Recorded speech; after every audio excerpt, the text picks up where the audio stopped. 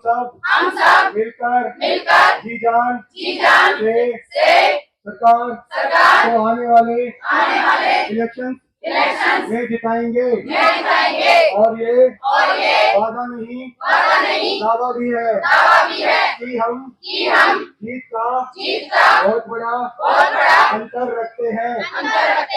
अगर आप सरकार हमारी रेगुलराइजेशन और बाकी छोटी मांगों को पूरा करती है तो हम सभी जी जान से सरकार को वापस लेकर आएंगे।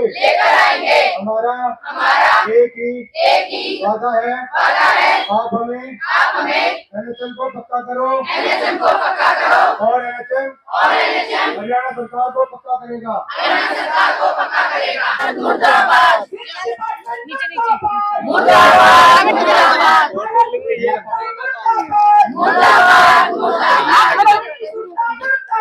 मुर्दाबाद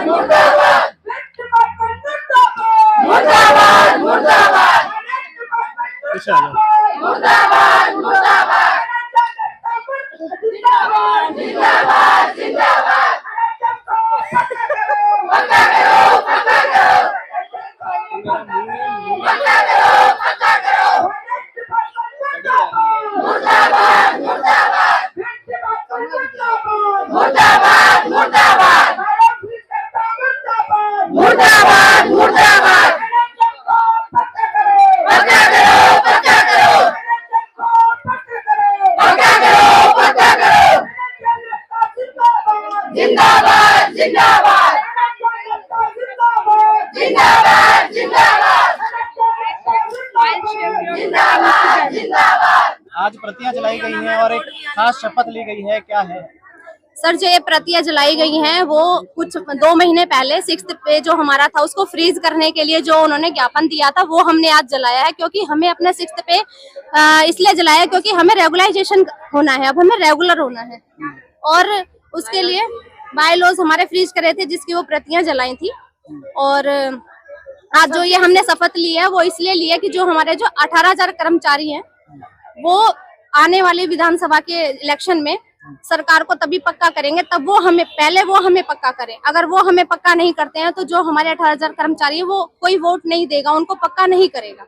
तो हमारा यही है। ठीक है, क्या नाम है जी आपका? मेरा नाम सुमन है। कितने सालों से आप? मैं 26 साल से इस NHM के मिशन में काम कर रही हूँ और हम लगातार अपनी मांगों को रखते आ रहे हैं, लेकिन सरकार हमें एक जैसे वो लॉलीपॉप होता है इस तरीके से बहकाती चली आ रही है, कभी थोड़ा दे दिया कभी थोड़ा दे दिया। लेकिन जब से हमारी NHM यूनियन बनी है, हमारे सर्विस बायलॉज मिले हैं, तब से हमें ये पता चला कि हमारी कितनी तनख्वाह है, तो हम बताने में भी नहीं हिचकते। लेकिन उससे पहले हम हिचकते थे क्योंकि 3,500 तनख्वाह बताते थे तो हमें शर्म आती थी।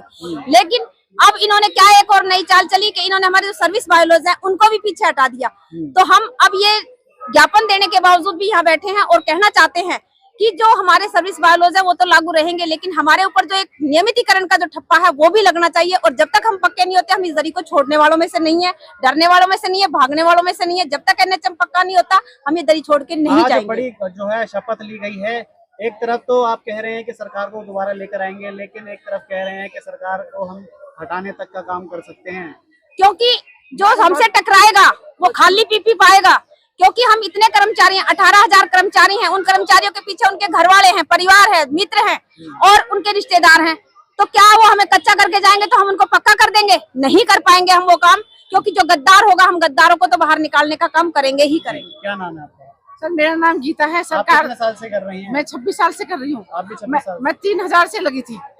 ये बताओ कि मैं सरकार से एक ही रिक्वेस्ट है, गुजारिश है कि ये तो खाना में जो कच्चे कर्मचारी है ना, इसको बंद कर दे।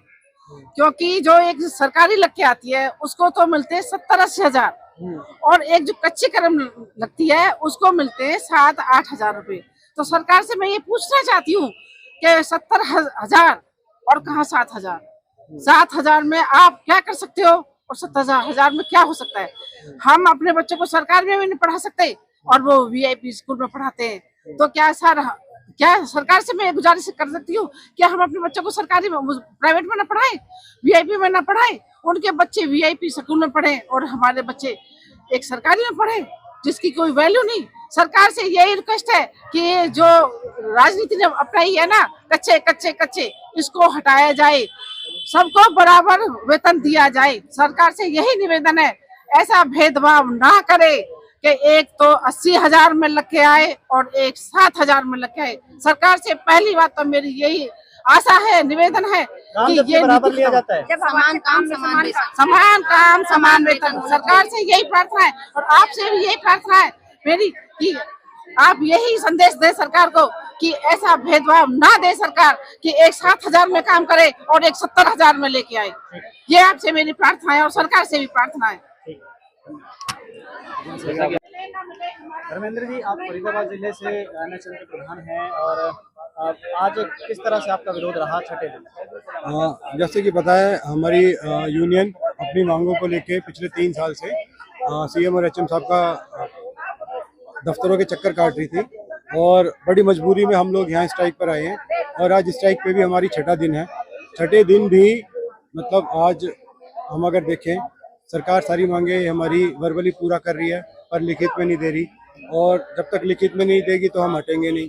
तो उसी के तहत आज हमने एफडी ने जो हमें 2017 में जो बायलॉज मिले थे, जो फाइनेंस डिपार्टमेंट ने 2017 में हमें कानूनी फॉर्मेलिटीज पूरी करते हुए बायलॉज दिए थे, वो वित्त विभाग ने फ्रीज कर दिए हैं।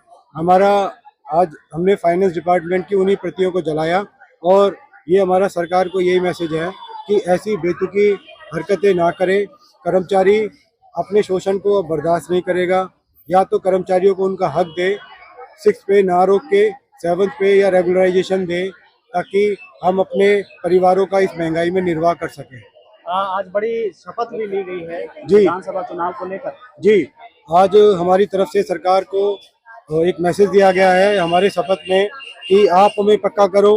हम 18,000 कर्मचारी हैं और हम 18,000 कर्मचारी करीब 10 लाख का वोट बैंक रखते हैं पूरे हरियाणा के अंदर। अगर आप विधानसभा वाइज देखें तो हर विधानसभा पे हमारी 20 से 25,000 की वोट की प्रेजेंस है। अगर आप हमारी छोटी सी मांगे रेगुलराइजेशन पूरी कर देते हो तो हम 25,000 वोट आपके फेवर में देंगे हर विधानसभा में मिनिमम। इससे आपकी जीत सुनिश्चित होगी और अगर वही वोट आपके विरोध में गया तो आपकी हार भी निश्चित है। तो आप हमारे बड़े हो, हम आपको खुलकर आपसे अनुरोध करते हैं, हमारी मांगे पूरी करो, आप हमें पक्का करो, हम आपको पक्का करेंगे।